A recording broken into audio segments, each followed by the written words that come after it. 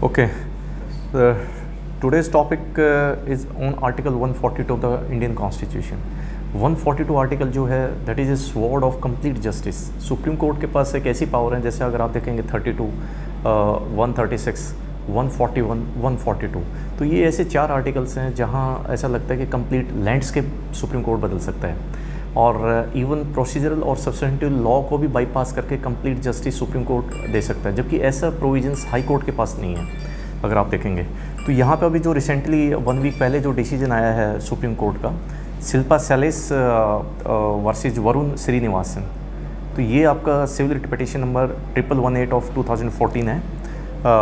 इसकी साइटेशन मैं स्क्रीन पे डाल दूंगा। तो अब यहाँ पर हम डिस्कस करना चाहते हैं कि देखिए, वैसे तो 142 में आपने देखा होगा कि सुप्रीम कोर्ट ने कंप्लीट जस्टिस किया है, चाहे वो हाईवे से आपके लिकर के जो लिकर शॉप्स है वो हटाने का आदेश हो, चाहे आपकी लोकायुक्त की अपॉइंटमेंट हो, चाहे आपकी मतलब डाइवर्स फील्ड्स में, डाइवर्स एरिना में सुप्रीम कोर्ट ने अपने 142 को इन्वोक करके कंप्लीट जस्टिस किया है। लेकिन पार्टिकुलर इस केस में जो है वो आपका हिंदू मैरिज एक्ट से रिलेटेड है। अब कैसे 142 में आर्टिकल में सुप्रीम कोर्ट ने जो इरिट्रेबल ब्रेकडाउन ऑफ मैरिज है, जहाँ पे second motion 6 months plus 18 months का जो ड्यूरेशन था उसको कैसे वेव ऑफ किया जा सकता है। इसमें कुछ क्वेश्चंस ऐसे भी हैं कि क्या आर्टिकल 32 में या 136 में आप सीधा आपकी जो मैरिज को एनल करा सकते हैं, या 142 में ही आपको जाना पड़ेगा, या 142 में भी आप ये बाइंडिंग है कि नहीं है।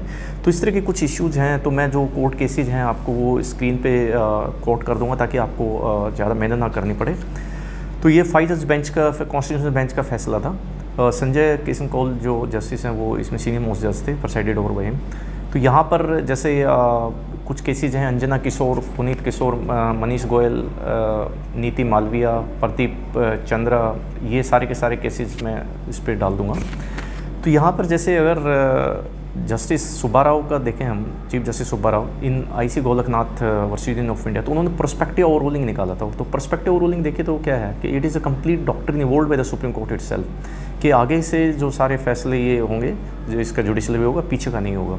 तो प्रोस्पेक्टिव ओवर रूलिंग भी निकाला सुप्रीम कोर्ट ने। अच्छा, अब आप देखिए इसमें जो वर्ड है 142 में, इन एनी कॉज और मैटर। कॉज और मैटर क्या है, तो यहाँ कन्फ्यूजन होता है कि कॉज क्या, civil matter, criminal matter, entry matter. तो कहीं पे भी civil, criminal, interlocutory, final, even after judgement, तो सुप्रीम कोर्ट के पास ट्रमेंडस पावर है इसमें।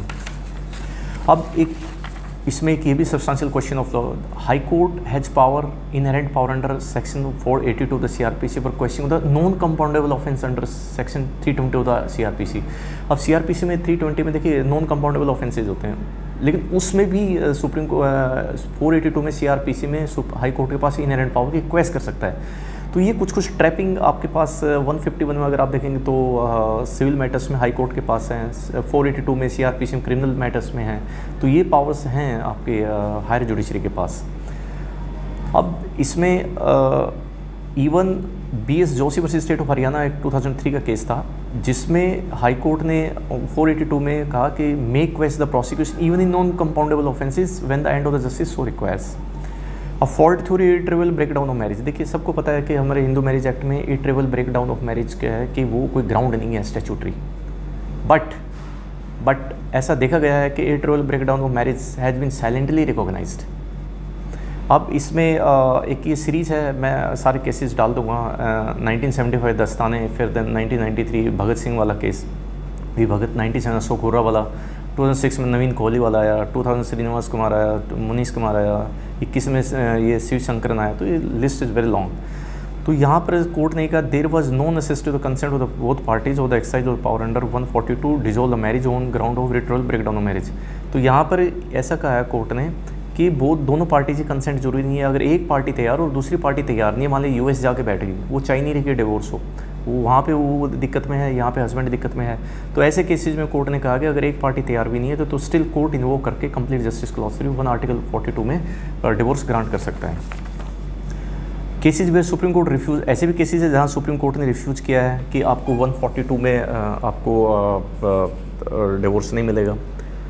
जैसे हितेश भटनागर है, श्रेष्ठा देवी वाला है, श्याम सुंदर है, तो ये किस, ये भी मैं लिस्ट लगा दूंगा। Supreme court held the irretrievable breakdown of marriage is not a ground for divorce under Hindu marriage act. तो यानी मैंने दोनों केसेस का जिक्र कर दिया, एक लिस्ट ऐसी जिसमें कोर्ट ने ग्रांट कर दिया, एक ऐसी लिस्ट ऐसे केसेज है।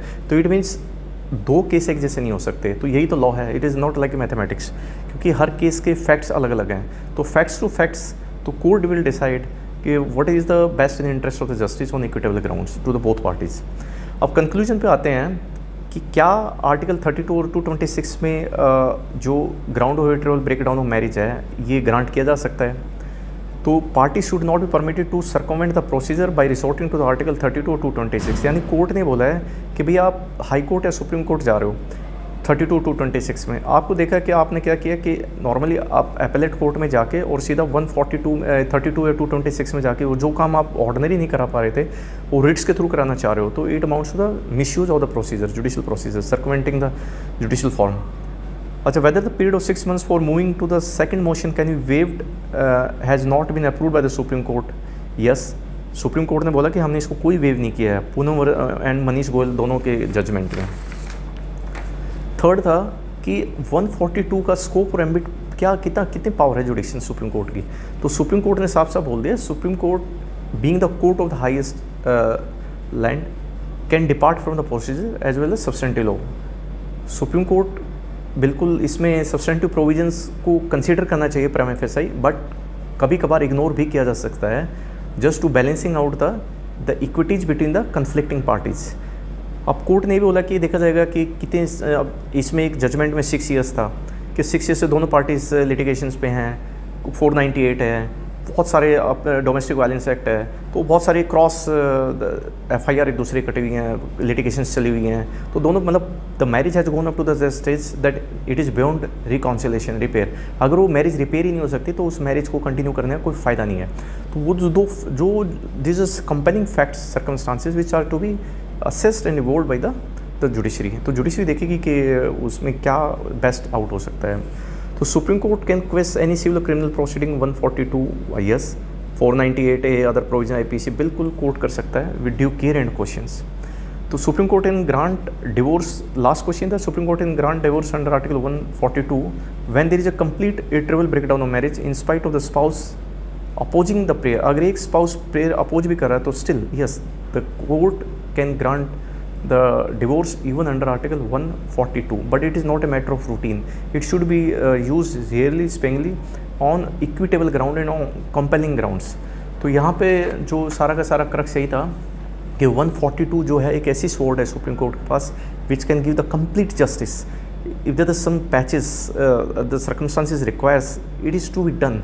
So Supreme Court can deviate even procedural as well as substantive law. So with this, the today's case law is over. Thank you.